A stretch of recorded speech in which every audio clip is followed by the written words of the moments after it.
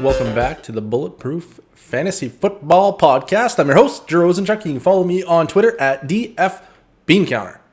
So I have been asked very politely, why am I so high on Odell Beckham Jr.? It went something like this. I can't believe I subscribed to my first Patreon and you have Odell in the same tier as Ridley. Facepalm, WTF did I pay for? Laughing, crying emoji. That's how polite the question went. I thought we should talk about it. Let's talk about Odell Beckham Jr. and why I have him ranked so highly when nobody else seems to have him ranked very highly. The reason that I have Odell Beckham Jr. ranked highly is because I believe that if you are going to win your fantasy league, you need wide receivers that produce wide receiver one numbers. And there are not very many wide receiver ones out there that have the potential to produce wide receiver one numbers. And you might be thinking, but DF Bean Counter, Odell Beckham Jr. hasn't done anything in years. And I would agree.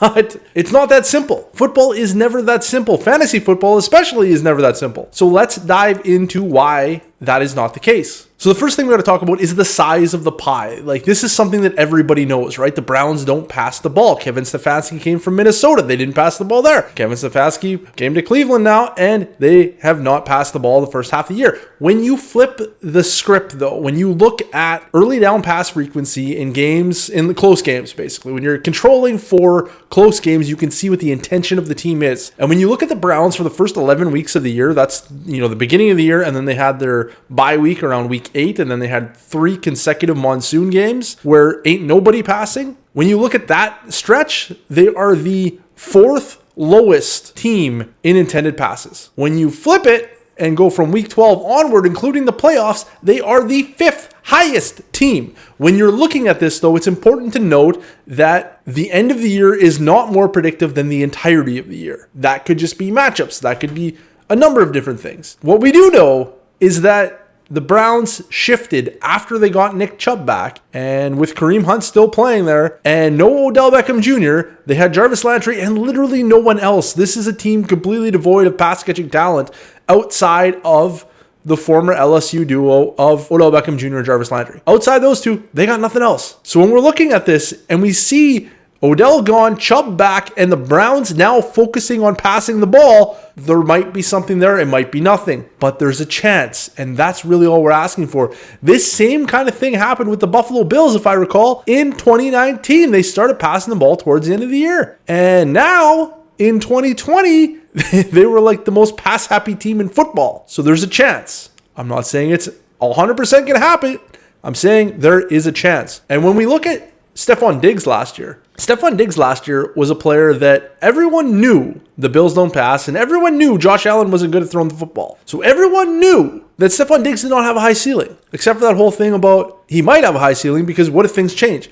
And how I apply this, because you're going to look at my rankings, or if you do look at my rankings, what you'll see is that I'm not very high on a lot of players that play in really low volume offenses when they're valued highly. If the player is, say, DK Metcalf, and they're taking Russell Wilson out of the kitchen, I don't want DK Metcalf anymore because now they're at bottom of the league passing offense. And he's valued like that doesn't matter, and it does matter. What we like is when it's like Stephon Diggs, and we're looking at Stephon Diggs' profile, Stephon Diggs' history in the NFL, Stephon Diggs, projected volume, Stephon Diggs' cost. The fact that it could change was not factored in. He was being priced at his floor. Last year, I was telling the patrons to sell Terry McLaurin, not because I got it wrong. I got Terry McLaurin wrong. I will 100% admit that. I was wrong. He actually was good. I should have known that he was good, and I failed to identify how that was possible. But when you looked at Terry McLaurin, and I was telling the patrons, I'm like, you got to sell Terry McLaurin because we don't know yet. We don't know yet. We didn't know. I just didn't know. I was the one who didn't know. But when they asked me, who do I trade for? I was like, well, you get somebody else at his value. And when I looked, it was Stephon Diggs. You got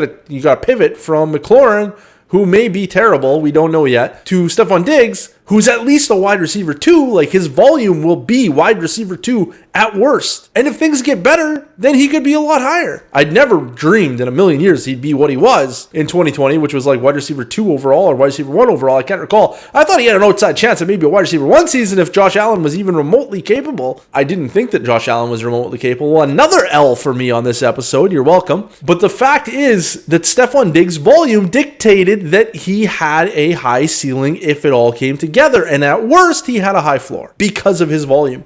When we're looking at Odell Beckham Jr., we are getting that same vibe. We are looking at a player that is not priced for what if things change. So let's talk about how this would work. Let's talk about like a high level projection that is just kind of an idea of what could happen. When we look at this, we have Odell Beckham Jr. averaging 25.3% of the team's pass attempts over the past several years, right? He has done that year in and year out on repeat. The Browns were 5th in the latter half of the season in intended passes, so let's presume that they get up to 5th in overall passes in 2021. That would be 39.2 attempts. 39.2 attempts times 16 games is 627 pass attempts. Odell Beckham Jr. shares 25.3%. That would be 156 targets. That is wide receiver 1 territory. That is wide receiver 1 territory overall. If things break right. This is obviously best case scenario. Don't go out and buy Odell Beckham Jr. saying that I said he's going to be a wide receiver 1, because he may not be the wide receiver 1. He may not even be a wide receiver 1, but it's in his range of outcomes. And you have to take that in consideration. At his cost, people aren't baking that into his range of outcomes.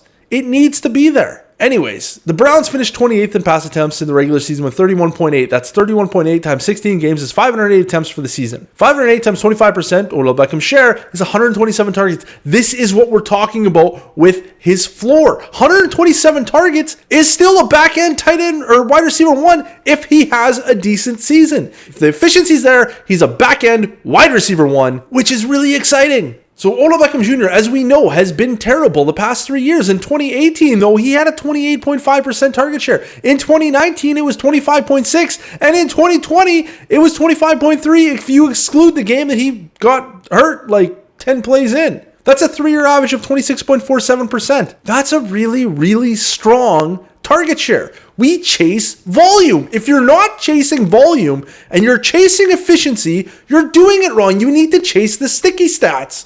Volume is sticky. Once a player is established, they own their volume. It's theirs. Odell Beckham Jr. has a crazy high ceiling. And he's a crazy high floor, assuming that they are remotely competent this year in the passing game. And remember, we're talking about the wide receiver position. If you don't get a wide receiver 1, you don't have anything. So when we're looking at Odell Beckham Jr. and where I'm ranking him, it's on the fact that he could be a top 5 receiver. He could be the wide receiver 1 overall. He could be a wide receiver 1. If he finishes at wide receiver 24, it doesn't matter. Just like a lot of these guys, if they finish at wide receiver 24, it doesn't matter because we need high-end production. If we don't get it, it's not worth it. So you take a swing on the guys that have the established volume. That's the swing you need to take in your dynasty leagues, in your redraft leagues, in your daily fantasy league, whatever platform you're playing on, whatever type of fantasy football you are playing,